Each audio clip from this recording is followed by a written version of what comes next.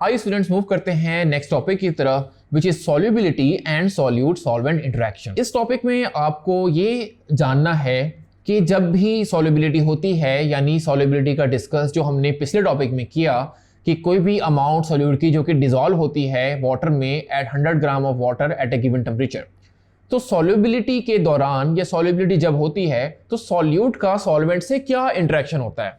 सो जब हम ये इंटरेक्शन को समझ लेंगे तो हम ये भी जान लेंगे कि कौन से सॉल्यूट वाटर में या लिक्विड में डिसॉल्व हो सकते हैं और कौन से सॉल्यूट सॉल्वेंट में डिसॉल्व नहीं हो सकते।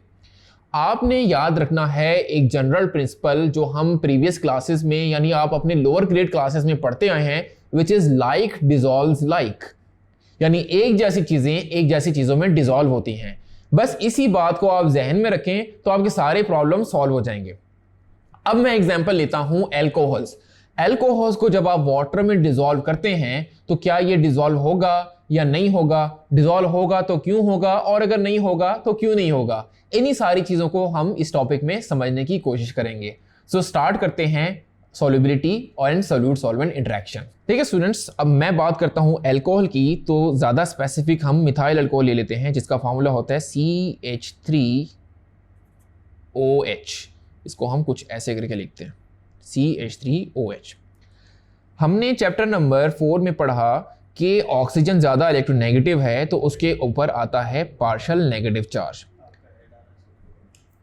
और हाइड्रोजन क्योंकि लेस इलेक्ट्रोनेगेटिव है उसके ऊपर आएगा partial positive charge.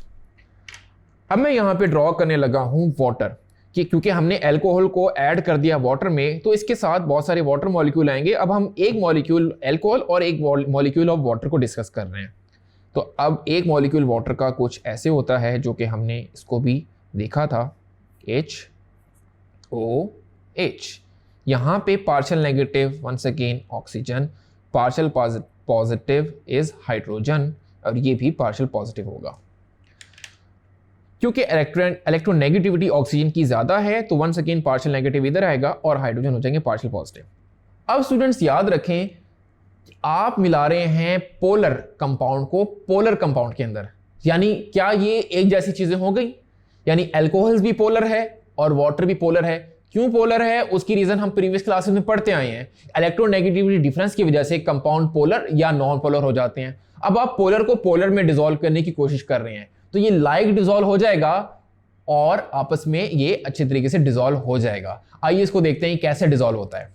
So actually आप देखेंगे जब आपने अल्कोहल को वाटर में ऐड किया तो उसका पार्शियल पॉजिटिव हाइड्रोजन इस ऑक्सीजन नेगेटिव के साथ एक अट्रैक्शन शो करेगा। इसी तरह पार्शियल नेगेटिव ऑक्सीजन इस हाइड्रोजन के साथ यानी वाटर के हाइड्रोजन के साथ एक अट्रैक्शन शो करेगा और इसी अट्रैक्शन को हमने नाम दिया था हाइड्रोजन बॉन्डिंग का, हाइड्रोजन बॉन्डिंग। तो ये हाइड्रोजन बॉन्ड असल में यहां पे बन रहे हैं। इन्हीं हाइड्रोजन बॉन्ड की वजह से ये पूरा का पूरा मॉलिक्यूल वाटर में डिसॉल्व हो जाएगा और हम कहेंगे कि लाइक डिसॉल्व लाइक के प्रिंसिपल के जरिए ये आपस में डिसॉल्व होता है क्योंकि ये भी पोलर है और ये भी पोलर कंपाउंड है। सो स्टूडेंट्स यहां पे एक मैं आपको छोटी सी बात बताता हूं जो आपने जहन में रखनी है हमेशा के लिए, आपके आने वाली क्लासेस में भी काम आएंगी। जितने भी पोलर कंपाउंड्स हैं और जितने भी आयोनिक कंपाउंड्स हैं वो वाटर में डिसॉल्व हो जाते हैं क्योंकि पोलर कंपाउंड में भी पार्शियल पॉजिटिव और नेगेटिव चार्ज हैं और आयोनिक कंपाउंड में तो होते ही पॉजिटिव और नेगेटिव चार्ज हैं। सो अब हम आगे बात करते हैं आयोनिक कंपाउंड की और एग्जांपल लेते हैं NaCl को। NaCl को जब वाटर में डिसॉल्व करते हैं तो सॉल्यूट सॉल्वेंट इंटरेक्शन क्या होता है उसको स्टडी करते हैं। सो स्टूडेंट हम बात करते हैं NaCl की। जब NaCl में हम फॉर्मूला देखते हैं तो ये आपका NaCl का फॉर्मूला हो गया। इसमें Na के ऊपर पॉजिटिव चार्ज होता है और क्लोरीन के ऊपर होता है नेगेटिव चार्ज और इनके दरमियान एक फोर्सेस ऑफ अट्रैक्शन होती है पॉजिटिव और नेगेटिव के दरमियान जिसको हम इलेक्ट्रोस्टैटिक फोर्सेस ऑफ अट्रैक्शन कहते हैं। ये फोर्सेस ऑफ अट्रैक्शन कहलाएंगी electrostatic forces of attraction, right. अब क्या होगा जब आप इसके अंदर वाटर एंटर करेंगे या इसको वाटर में एंटर करेंगे तो वाटर का फॉर्मूला होता है H2O HOH।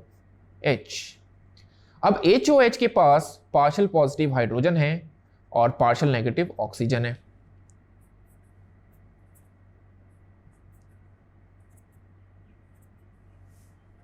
तो होगा क्या, अब होगा ये कि हाइड्रोजन जिसके ऊपर पार्शियल पॉजिटिव चार्ज है वो नेगेटिव, क्योंकि पॉजिटिव नेगेटिव एक दूसरे को अट्रैक्ट करते हैं, वो इसके साथ एक अट्रैक्शन शो करेगा। तो यहां पे आएगी ये अट्रैक्शन। और इसी तरह oxygen partial negative sodium partial positive के साथ, सोडियम तो इनफैक्ट कंप्लीटली पॉजिटिव है, तो वो भी एक अट्रैक्शन शो करेगा। सो आप देखिए कि ये एक न्यू अट्रैक्शन हो रही है, जो कि पहले भी एक अट्रैक्शन थी, वो कौन सी थी, इलेक्ट्रोस्टैटिक फोर्सेस ऑफ अट्रैक्शन। और अब ये न्यू अट्रैक्शन आ रही है जो कि वाटर के एंटर करने से आ रही है। सो याद रखिए स्टूडेंट, ये जो न्यू अट्रैक्शन है इसको हम कहते हैं आयन फोर्सेस ऑफ अट्रैक्शन या आयनिक फोर्सेस ऑफ अट्रैक्शन। सो याद रखिए स्टूडेंट, ये जो न्यू अट्रैक्शन डेवलप हो रही है ये ion dipole forces of attraction है, यानी एक आयन की पॉजिटिव या नेगेटिव आयन की एक डाइपोल के साथ पॉजिटिव या पार्शियल नेगेटिव के साथ एक एक्स्ट्रा अट्रैक्शन है। और आप ये याद रखें कि ये एक्स्ट्रा अट्रैक्शन पहले इलेक्ट्रोस्टैटिक फोर्स ऑफ अट्रैक्शन से ज्यादा स्ट्रॉन्ग है। अगर ये ज्यादा स्ट्रॉन्ग है तो पिछली वाली फोर्स ऑफ अट्रैक्शन आपस में कमजोर पड़ जाएंगी और Cl नेगेटिव अलग हो जाएगा, Na पॉजिटिव अलग हो जाएगा, और इसकी कंडीशन क्या बनेगी उसको देखते हैं। तो देखिए स्टूडेंट, मैं बात कर रहा हूं, ये जो इलेक्ट्रोस्टैटिक फोर्स ऑफ अट्रैक्शन है ये अब पड़ जाएंगी कमजोर, और ये जो न्यू अट्रैक्शन है, ये जो आयन वाली फोर्स ऑफ अट्रैक्शन है ये ज्यादा हो जाएंगी। तो ऑब्वियस बात है कि ये जो सेंटर से क्रिस्टल है ये होने लग जाएगा ब्रेक। सो अब देखिए Na पॉजिटिव के साथ क्या होगा, Na पॉजिटिव तो होगा सेंटर में +1, और उसको चारों तरफ से वाटर अपने आप को कैप्चर कर लेगा, यानी चारों तरफ उसके वाटर कुछ ऐसे आ जाएगा। और वाटर में पार्शियल नेगेटिव इज ऑक्सीजन, तो ऑक्सीजन के साथ Na पॉजिटिव शो करेगा एक अट्रैक्शन, जिसको हमने आयंस वाली फोर्स ऑफ अट्रैक्शन कहा, जो डोमिनेट हो गई। और इसी तरह क्लोरीन नेगेटिव के साथ क्या होगा वो भी हम ड्रॉ कर लेते हैं। क्लोरीन नेगेटिव, उसमें भी वाटर उसके इर्द गिर्द आएगा। सो ये आपका वाटर आ गया, HOH HOH HOH, एंड यहां पे H पार्शियल पॉजिटिव है, और पार्शियल पॉजिटिव क्लोरीन नेगेटिव के साथ एक अट्रैक्शन शो करेगा। ये आपकी आ गई अट्रैक्शंस विद Cl नेगेटिव। और इसी को हम शॉर्ट फॉर्म में लिखते हैं Na positive aqueous, Na positive, और यहां पे हम लिख देते हैं AQ। और इसी तरह Cl नेगेटिव यहां पे, क्योंकि ये सारे वाटर मॉलिक्यूल्स इसके इर्द गिर्द हैं, इसको भी हम एक्वस, क्योंकि aqua means water. So students, आपने देखा कि जब भी आयनिक कंपाउंड को हम डिसॉल्व करेंगे तो उसका partial positive and negative and के साथ अट्रैक्शन शो करेगा, और negative and partial positive and के साथ अट्रैक्शन शो करेगा। यही सॉल्यूट सॉल्वेंट अट्रैक्शन होगी, और इसी वजह से आयनिक कंपाउंड सारे के सारे डिसॉल्व हो जाते हैं वाटर के अंदर। इसकी एक जो हम जनरल इक्वेशन बनाते हैं वो भी मैं आपको लिख देता हूं कि डायरेक्ट हम इक्वेशन इसकी कैसे लिखते हैं। तो स्टूडेंट्स, डायरेक्ट हम इसको लिखते हैं कि NaCl में जब हम वाटर ऐड करें H2O, या आप इसको प्लस H2O भी लिख सकते हैं। यहाँ पे ये सॉलिड स्टेट में है, ये सॉलिड स्टेट में था, किस में कन्वर्ट हो रहा है, एक्वस में। तो आपके पास बन रहा है Na+1 एक्वस, क्योंकि Na पॉजिटिव को वाटर घेरे हुए हैं, और प्लस Cl नेगेटिव ये भी एक्वस, इसको भी वाटर के मॉलिक्यूल्स घेरे हुए हैं। अब स्टूडेंट्स बात करते हैं पेट्रोल की। आप डिसॉल्व करें पेट्रोल को वाटर के अंदर, क्या ये डिसॉल्व हो जाएगा?